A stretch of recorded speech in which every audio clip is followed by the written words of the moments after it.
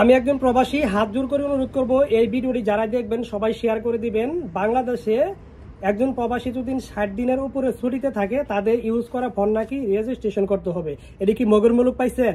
আমি সকল প্রবাসী ভাই এবং বোনদেরকে এই ভিডিওতে অনুরোধ করব, আপনারা অবশ্যই ব্যাংকের মাধ্যমে যে বৈধভাবে টাকা এবং বিদেশি মুদ্রা যে পাঠাতেন সেটা একদম টোটালি বন্ধ করে দিবেন। তাহলেই এদের পক এদের মুখ বন্ধ হয়ে যাইব। আজকে এই বাংলাদেশটা কোথায় নিয়ে গেছে?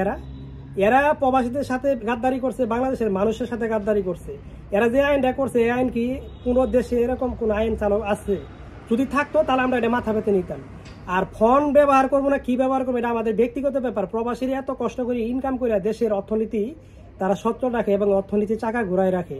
এই প্রবাসীদের উপরে এরকম কিভাবে তারা এরকম অমানসিক কথাগুলো তারা বলতে পারে?